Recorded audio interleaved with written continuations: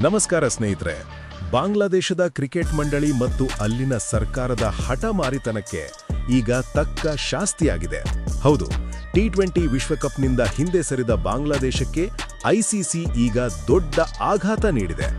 ಕೇವಲ ಟೂರ್ನಿಯಿಂದ ಔಟ್ ಆಗಿದ್ದಷ್ಟೇ ಅಲ್ಲ, ಈಗ ಅವರ ಜೇಬಿಗೂ ಕತ್ತರಿ ಬಿದ್ದಿದೆ. ಏನಿದು ಹೊಸ ಅಪ್ಡೇಟ್?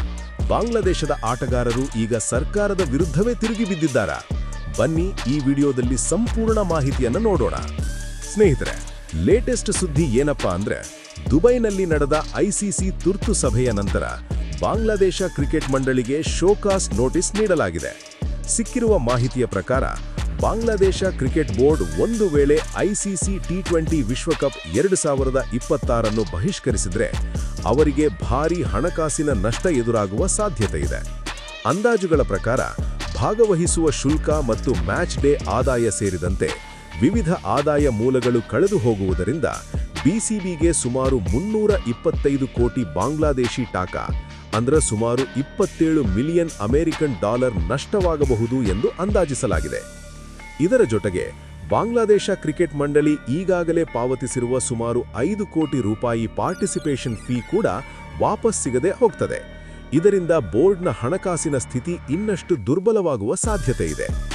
ಸ್ಕಾಟ್ಲೆಂಡ್ ತಂಡಕ್ಕೆ ಫ್ಲೈಟ್, ಹೋಟೆಲ್ ಮತ್ತು ವೀಸಾ ವ್ಯವಸ್ಥೆ ಮಾಡಲು ಐಸಿಸಿಗೆ ಆದ ಹೆಚ್ಚುವರಿ ಖರ್ಚನ್ನು ಬಾಂಗ್ಲಾದೇಶವೇ ಭರಿಸಬೇಕು ಎಂದು ಈಗ ಐಸಿಸಿ ಖಡಕ್ ಆಗಿ ಹೇಳಿದೆ. ಒಂದು ವೇಳೆ ಈ ದಂಡವನ್ನು ಕಟ್ಟದಿದ್ದರೆ ಮುಂದಿನ ವರ್ಷ ನಡೆಯಲಿರುವ ಚಾಂಪಿಯನ್ಸ್ ಟ್ರೋಫಿಯಿಂದಲೂ ಬಾಂಗ್ಲಾದೇಶವನ್ನು ಬ್ಯಾನ್ ಮಾಡುವ ಎಚ್ಚರಿಕೆಯನ್ನು ನೀಡಲಾಗಿದೆ. ಇದು ನಿಜಕ್ಕೂ ಅವರ ಪಾಲಿಗೆ ಗಾಯದ ಮೇಲೆ ಬರೆ ಎಳೆದಂತಾಗಿದೆ. ಇನ್ನು ವಿಷಯ ಇಲ್ಲಿಗೆ ಮುಗಿದಿಲ್ಲ ಸ್ನೇಹಿತರೆ. ಭಾರತ ಕ್ರಿಕೆಟ್ ನಿಯಂತ್ರಣ ಮಂಡಳಿಯಿಂದಲೂ ಒಂದು ದೊಡ್ಡ ಸುದ್ದಿ ಹೊರಬಿದ್ದಿದೆ.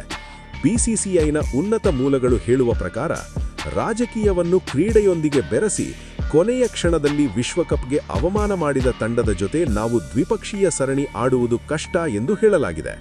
ಅಂದ್ರೆ ಫ್ರೆಂಡ್ಸ್, ಇದರ ಅರ್ಥ ಮುಂದಿನ ದಿನಗಳಲ್ಲಿ ಟೀಮ್ ಇಂಡಿಯಾ ಬಾಂಗ್ಲಾದೇಶದ ಜೊತೆ ಯಾವುದೇ ಸೀರೀಸ್ ಆಡುವುದಿಲ್ಲ. ಭಾರತದ ಜೊತೆ ಮ್ಯಾಚ್ ಇಲ್ಲ ಅಂದ್ರೆ ಬಾಂಗ್ಲಾದೇಶ ಕ್ರಿಕೆಟ್ ಬೋರ್ಡ್ಗೆ ಬರುವ ಆದಾಯ ಪೂರ್ತಿ ನಿಂತು ಹೋಗುತ್ತೆ. ಒಂದು ಕಡೆ ಐಸಿಸಿ ಫಂಡಿಂಗ್ ಕಟ್ಟು, ಮತ್ತೊಂದು ಕಡೆ ಇಂಡಿಯಾ ಸೀರೀಸ್ ಇಲ್ಲ. ಬಾಂಗ್ಲಾದೇಶ ಕ್ರಿಕೆಟ್ ಆರ್ಥಿಕವಾಗಿ ದಿವಾಳಿಯಾಗುವ ಹಂತಕ್ಕೆ ತಲುಪಲಿದೆ. ಅಲ್ಲಿನ ಮೀಡಿಯಾಗಳ ವರದಿಯ ಪ್ರಕಾರ ಬಾಂಗ್ಲಾದೇಶದ ಸೀನಿಯರ್ ಆಟಗಾರರು ಮತ್ತು ಉಸ್ತುವಾರಿ ಸರ್ಕಾರದ ನಡುವೆ ದೊಡ್ಡ ಜಗಳವೇ ನಡೆದಿದೆ. ಕ್ರಿಕೆಟ್ ಮಂಡಳಿಯ ಅಧ್ಯಕ್ಷರ ಮನೆಯಲ್ಲಿ ಕೆಲವು ಆಟಗಾರರು ಅಸಮಾಧಾನ ವ್ಯಕ್ತಪಡಿಸಿದ್ದಾರೆ ಎಂದು ವರದಿಯಾಗಿದೆ. ನಾವು ವರ್ಷಪೂರ್ತಿ ಕಷ್ಟಪಟ್ಟು ಪ್ರಾಕ್ಟೀಸ್ ಮಾಡಿದ್ದು ವಿಶ್ವಕಪ್ ಆಡೋದಕ್ಕೆ, ನಿಮ್ಮ ಪಾಲಿಟಿಕ್ಸ್ಗೋಸ್ಕರ ನಮ್ಮ ಕೆರಿಯರ್ ಹಾಳು ಮಾಡಬೇಡಿ ಎಂದು ಆಟಗಾರರು ನೇರವಾಗಿಯೇ ಪ್ರಶ್ನೆ ಮಾಡಿದ್ದಾರೆ ಎನ್ನಲಾಗಿದೆ. ಮುಸ್ತಫಿಜುರ್ ರೆಹಮಾನ್ ಅವರಂತಹ ಸ್ಟಾರ್ ಬೌಲರ್ ಇನ್ನು ಮುಂದೆ ನಾನು ಇಂಟರ್ನ್ಯಾಷನಲ್ ಕ್ರಿಕೆಟ್ ಆಡೋದೇ ಡೌಟ್ ಎನ್ನುವ ಮಟ್ಟಿಗೆ ಬೇಸರಗೊಂಡಿದ್ದಾರೆ ಎಂಬ ಸುದ್ದಿ ಬರ್ತಿದೆ. ಒಂದೆಡೆ ಬಾಂಗ್ಲಾದೇಶದಲ್ಲಿ ಅಳುವಿನ ವಾತಾವರಣವಿದ್ದರೆ ಇನ್ನೊಂದೆಡೆ ಸ್ಕಾಟ್ಲೆಂಡ್ ತಂಡ ಈಗಾಗಲೇ ಭಾರತಕ್ಕೆ ಬಂದಿಳಿದಿದೆ. ಮುಂಬೈ ಏರ್ಪೋರ್ಟ್ನಲ್ಲಿ ಅವರಿಗೆ ಅದ್ಧೂರಿ ಸ್ವಾಗತ ಸಿಕ್ಕಿದೆ. ಅವರು ಈಗಾಗಲೇ ವಾಂಖೆಡೆ ಸ್ಟೇಡಿಯಂನಲ್ಲಿ ಪ್ರಾಕ್ಟೀಸ್ ಕೂಡ ಶುರು ಮಾಡಿದ್ದಾರೆ. ಈ ಎಲ್ಲ ಬೆಳವಣಿಗೆಗಳ ನಡುವೆ ಅತಿ ಹೆಚ್ಚು ನೋವು ಅನುಭವಿಸುತ್ತಿರುವವರು ಬಾಂಗ್ಲಾದೇಶ ಕ್ರಿಕೆಟ್ ಅಭಿಮಾನಿಗಳು. ವಿಶ್ವಕಪ್ನಂತಹ ದೊಡ್ಡ ವೇದಿಕೆಯಲ್ಲಿ ತಮ್ಮ ತಂಡವನ್ನು ನೋಡಬೇಕೆಂಬ ಕನಸು ಒಂದು ನಿರ್ಧಾರದಿಂದಲೇ ಭಗ್ನವಾಗಿದೆ. ವರ್ಷಗಟ್ಟಲೆ ತಂಡವನ್ನು ಬೆಂಬಲಿಸಿದ ಅಭಿಮಾನಿಗಳಿಗೆ ಇದು ತುಂಬಾ ನಿರಾಸೆ ತಂದಿದೆ. ಸೊ ಫ್ರೆಂಡ್ಸ್, ಬಾಂಗ್ಲಾದೇಶ ಸರ್ಕಾರದ ಒಂದು ತಪ್ಪು ನಿರ್ಧಾರ ಆ ದೇಶದ ಕ್ರಿಕೆಟ್ ಭವಿಷ್ಯವನ್ನೇ ಕತ್ತಲಲ್ಲಿ ತಳ್ಳಿದೆ. ಐಸಿಸಿ ದಂಡ, ಬಿಸಿಸಿಐ ಬಹಿಷ್ಕಾರ ಮತ್ತು ಐಪಿಎಲ್ ಬ್ಯಾನ್, ಈ ತ್ರಿವಳಿ ಪೆಟ್ಟಿನಿಂದ ಬಾಂಗ್ಲಾದೇಶ ಚೇತರಿಸಿಕೊಳ್ಳಲು ಕನಿಷ್ಠ 5-6 ವರ್ಷಗಳೇ ಬೇಕಾಗಬಹುದು. ನಿಮಗೇನನ್ಸುತ್ತೆ? ನಿಮ್ಮ ಅಭಿಪ್ರಾಯನ ಕಮೆಂಟ್ ಬಾಕ್ಸ್ನಲ್ಲಿ ತಿಳಿಸಿ. ವಿಡಿಯೋ ಲೈಕ್ ಮಾಡಿ, ಶೇರ್ ಮಾಡಿ, ಚಾನಲ್ಗೆ ಸಬ್ಸ್ಕ್ರೈಬ್ ಆಗಿ. ಸಿಗೋಣ ಮುಂದಿನ ವಿಡಿಯೋದಲ್ಲಿ.